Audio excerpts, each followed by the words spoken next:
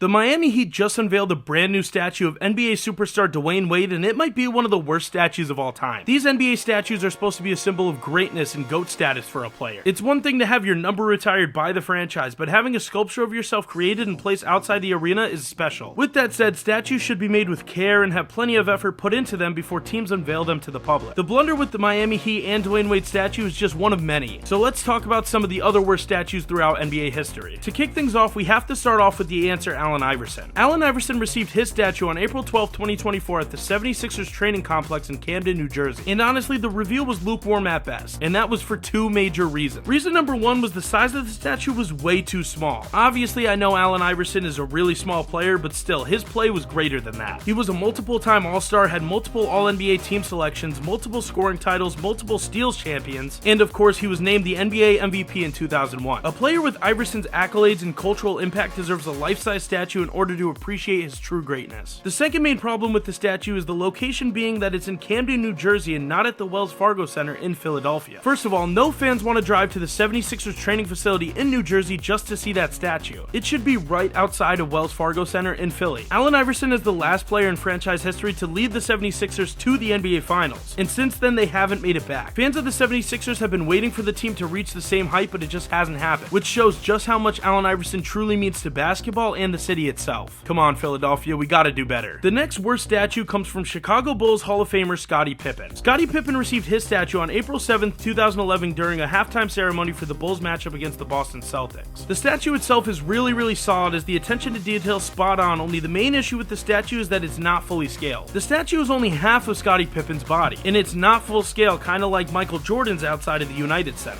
I guess just like his contract situation during his career, the Bulls were cheap and weren't willing to pay up for the full price of his statue. And as we all know, they don't win those championships without Pippen. The most critical reason to say why Pippen should have been given a proper statue comes from arguably the greatest player of all time, Michael Jordan. MJ said in The Last Dance, "I didn't win without Scottie Pippen, and that's why I consider him the best teammate of all time," Jordan said. Whenever they speak to Michael Jordan, they should speak to Scottie Pippen. This quote alone from MJ should have ensured that Scottie Pippen got a life-size statue next to MJ, but that just didn't happen. Our third statue on the list goes to Mr. Basketball himself, George Mikan. The main reason the statue fits this list is due to location and representing the wrong franchise. George Mikan averaged 23 points, 13 rebounds, and 3 assists from 1949 to 1956. George was also a 4-time All-Star, 3-time scoring champion, 2-time MVP, and a 5-time champion, as well as being a 75th anniversary team member. George did all of this greatness with the Minneapolis Lakers, however his statue is located in Minneapolis, Minnesota. For those of you that don't know, the Los Angeles Lakers used to be the Minneapolis Lakers where George Mikan played. The Los Angeles Lakers keep all of the Minneapolis Lakers records, so he should definitely be in LA at the Crypto Center. George Mikan was the commissioner for the ABA and did have a huge role in bringing the Minnesota Timberwolves into the league as an expansion franchise, which makes sense as to why his statue may reside in Minnesota, considering it is where he played during his career. However, Minnesota could have at least done a better job on the statue they created for the local legend, as Mikan's statue is very old and outdated and lacks any vibrance. Mikan's statue belongs next to the greats of other Lakers stars, including Shaq, Magic, Kareem, West, Elgin Baylor, and Kobe, which is why he's one of the statues on this list.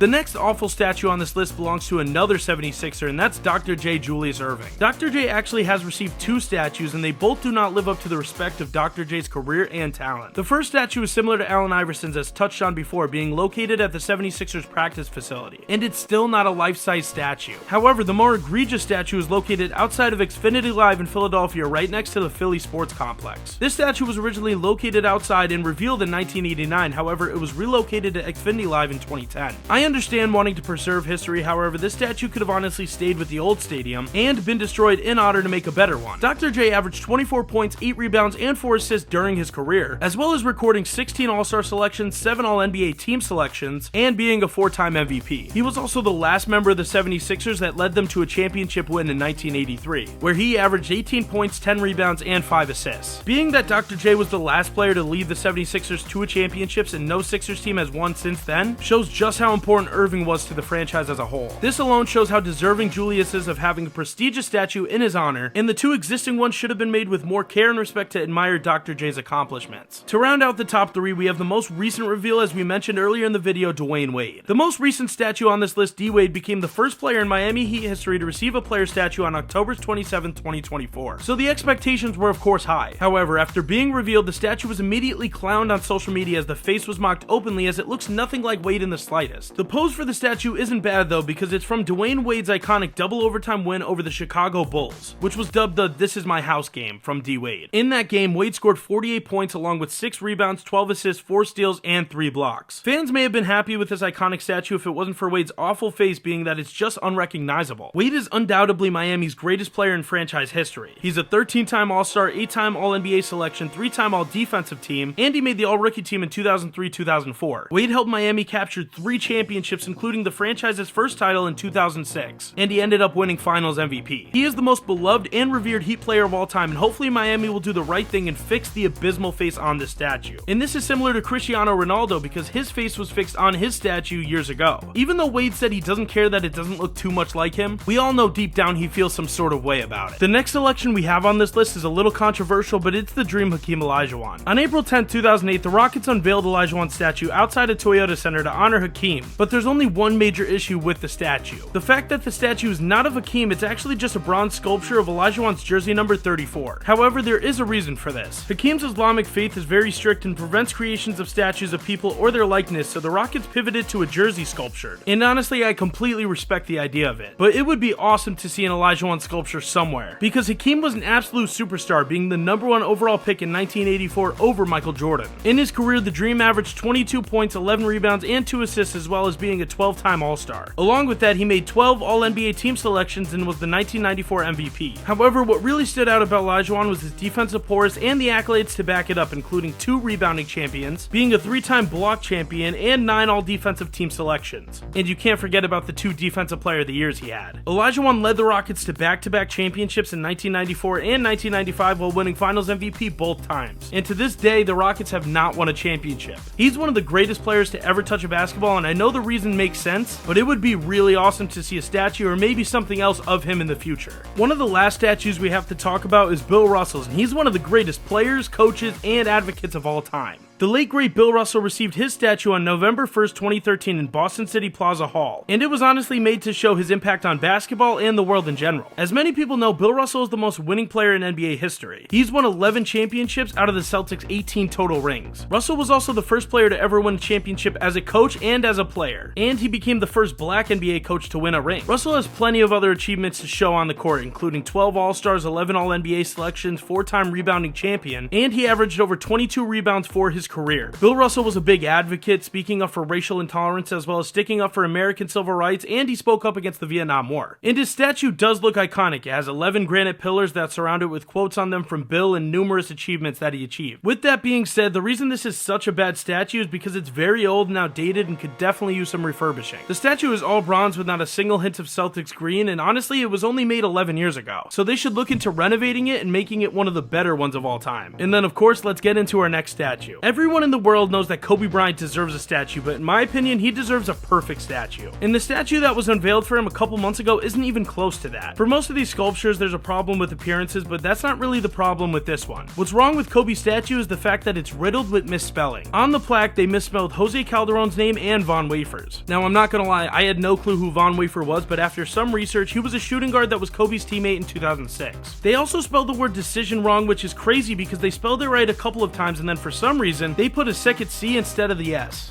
Now, I know that if you look at that statue, you would never notice those misspellings, but come on, the Black Mamba should have a perfect statue all around. And yeah, those are some of the worst statues of all time, including Dwayne Wade's, which I'm still not over. Let us know who you think has the worst NBA statue of all time, and don't forget to subscribe to Basketball Forever for more basketball content.